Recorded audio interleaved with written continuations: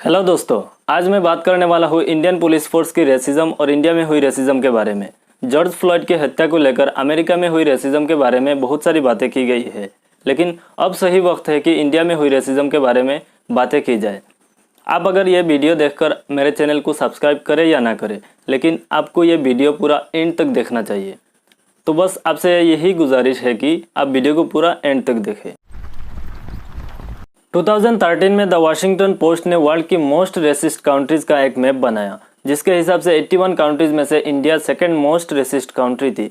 और 2015 की एक दूसरे स्टडीज में लोगों से डायरेक्टली पूछा गया कि क्या वो दूसरे किसी रेस या जाति धर्म के लोगों के साथ नाइबर की तरह रहना पसंद करेंगे, और 43.6% लोगों का कहना था नो। और आगे उनसे पूछा गया कि क्या उन्होंने कभी रेसिस्ट बिहेवियर अपने आंखों के सामने होते हुए देखा है, तो 64.3% लोगों का कहना था यस। इंडियन पुलिस की अगर रेसिज्म की बातें करें तो एक सर्वे के मुताबिक सर्वे में शामिल 26% मुस्लिमों का मानना है कि पुलिस उनके धर्म के आधार पर उनसे भेदभाव करती है, और 18% हिंदू और 16% सिख लोगों का भी यही मानना है कि उनकी धर्म के आधार पर उनसे भेदभाव की जाती है। 2019 की एक सर्वे में आया था कि सर्वे में शामिल 50% पुलिस वाले सोचते हैं कि मुस्लिम ज़्यादा इच्छुक होते हैं नेचुरली क्राइम करने के लिए, और इस सर्वे में शामिल 35% पुलिस वाले सोचते हैं कि गांव हत्या के नाम पर गांव हत्या के आरोपी को मॉब लिंचिंग करना एक भीड़ के लिए स्वाभाविक है, और फिर 43% का मानना है कि रेप के आरोपी के साथ मॉब लिंचिंग करना एक भीड़ के लिए स्वाभाविक है। तो इस तरह जब पुलिस वाले सोचेंगे तो लोगों को इंसाफ कहाँ से मिलेगा और इसका क्या परिणाम होगा। समय समय में पुलिस की ऐसे सोच का शिकार बहुत सारे लोग हुए। भुसावल महाराष्ट्र में फारूक अहमद खान अपने स्टूडेंट्स को लेक्चर दे रहे थे, तब एक पुलिस वाला उनको मिलने के लिए आया।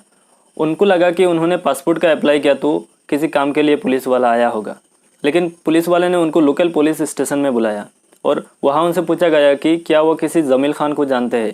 उनका आंसर था मेरा चचेरा भाई है। और बाद में उनसे पूछा गया कि क्या वो किसी आशिक हुसैन खानदे को जानते हैं। उनका आंसर था नहीं।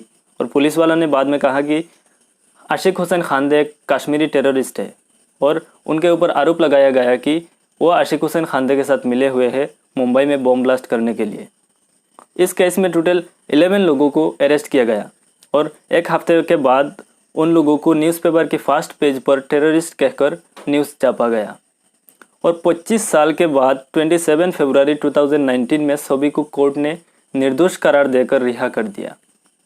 उनमें से ज़्यादातर लोग डॉक्टर और इंजीनियर ऐसे एजुकेटेड लोग थे। और ऐसे ही कश्मीर में 3 मुस्लिमों के ऊपर बम ब्लास्ट का आरोप लगा और 23 साल जेल में रहने के बाद निर्दोष साबित हुए।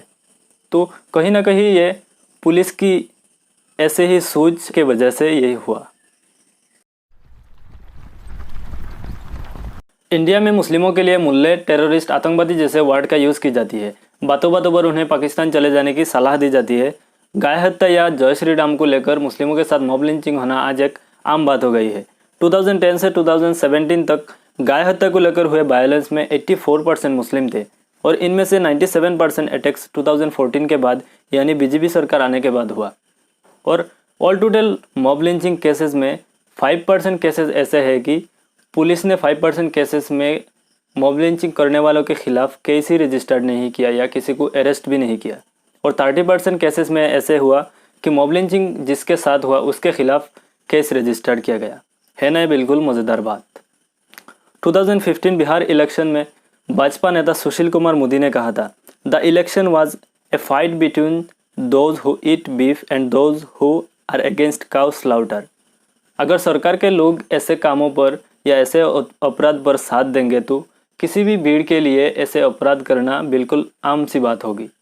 2017 में 22 स्टेट्स के 15,563 रेस्पोंडेंट्स के बीच एनजीओ कॉमन कॉज एंड लोकनीति के एक सर्वे किया गया था, और इस सर्वे के मुताबिक 2 में से 1 मुस्लिमों के मन में पुलिस के द्वारा झूठे आतंकवादी होने का आरोप लगाने का डर रहता है। और इस अवधारणा को समझाने के प्रयास में उन्होंने देश की जेल में बंद मुस्लिमों का बड़ी आंकड़ा का हवाला दिया।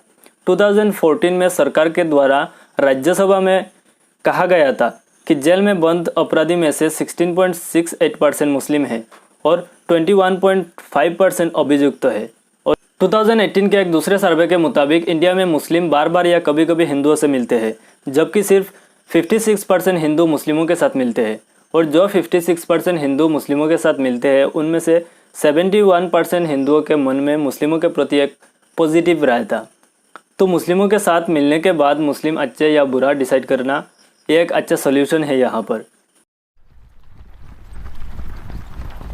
दलित और आदिवासी के घर पर उच्च जाति के लोग नहीं जाते। दलित अगर किसी भी चीज़ को छू ले तो वो चीज़ नहीं खाते। एक रिपोर्ट के मुताबिक 5 में से 2 दलितों को लगता है कि पुलिस द्वारा उनके ऊपर चोरी या डकैती जैसा झूठे आरोप लगाने का डर रहता है। और 2018 के एक रिपोर्ट के मुताबिक 200 हेट क्राइम्स में से इंक्लूडिंग 87 किलिंग्स 142 हेट क्राइम्स दलितों के खिलाफ हुआ है। और उत्तर प्रदेश में लगातार 3 साल से सबसे ज़्यादा दलितों के खिलाफ हेट क्राइम्स हुए।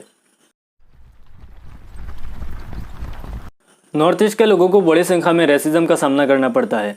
दिल्ली में नॉर्थ ईस्ट के एक लड़के की बालों को लेकर कुछ लोगों ने मजाक उड़ाया और लड़के ने रिप्लाई में कुछ कहा तो उसे बुरी तरह से पीटा गया और 2 दिन बाद उस लड़के की मृत्यु हो गई। नॉर्थ ईस्ट के लोगों के लिए चिंकी, चाउमीन, चीप, मोमो जैसे शब्दों का इस्तेमाल किया जाता है और उनको इंडियन होने का हर मोड़ पर उन्हें प्रूफ देना पड़ता है कि हम इंडियन हैं। फर्स्ट टाइम इंडिया आए हो क्या, ये पूछ रही हैं। हम इंडिया पर ही बेचता है तो इंडिया पर आएगा ही कैसे। देश में कोरोना वायरस के वक्त नॉर्थ ईस्ट के लोगों को किस तरह से ट्रीट किया जा रहा है आप इस वीडियो में देख सकते हैं। पहला इंसिडेंट पुणे में, जहाँ पे नॉर्थ ईस्टर्न लड़की पे शक किया जा रहा है कि she is infected with the virus. Please. I'm covering over here also. I'm covering over. This is not your responsibility, okay? This is not your. I'm not talking about you. I'm covering. See from I have noticed you from that time. You can check and then when you camera. ये दूसरा incident Delhi का है, जहाँ पे एक लड़की को restaurant से निकाल दिया। रीजन कि वो वायरस से अफेक्टेड है। वो लड़की थी शिलोंग की।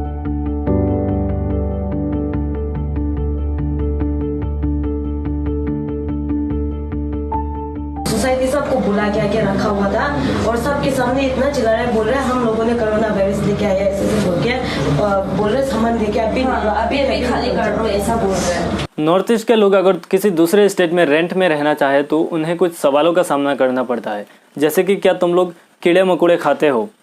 दूसरे स्टेट के लोगों से ज़्यादा उनसे रेंट वसूला जाता है। इंडिया में भी ब्लैक्स लोगों को रेसिज्म का सामना करना पड़ता है। ऐसा नहीं है कि जॉर्ज फ्लॉयड की हत्या पर पूरी इंडिया ने दुख जाहिर किया तो इंडिया में रेसिज्म नहीं होता ब्लैक्स लोगों के खिलाफ। ऐसे बहुत सारे केसेस इंडिया में देखने को मिला है। ब्लैक्स लोगों को ड्रग्स डीलर, क्रिमिनल ऐसे समझा इंडिया में। तो यही तक था आज की इस वीडियो। उम्मीद करता हूँ आपको इस वीडियो से बहुत सारी जानकारियाँ मिली होगी। अगर आपको मेरा काम पसंद आता है तो आप इस चैनल को सब्सक्राइब करके मुझे सपोर्ट कर सकते हैं। और अगर आपको ये वीडियो अच्छा लगा तो एक लाइक कर दीजिए और अपना राय कमेंट सेक्शन में बताइए इस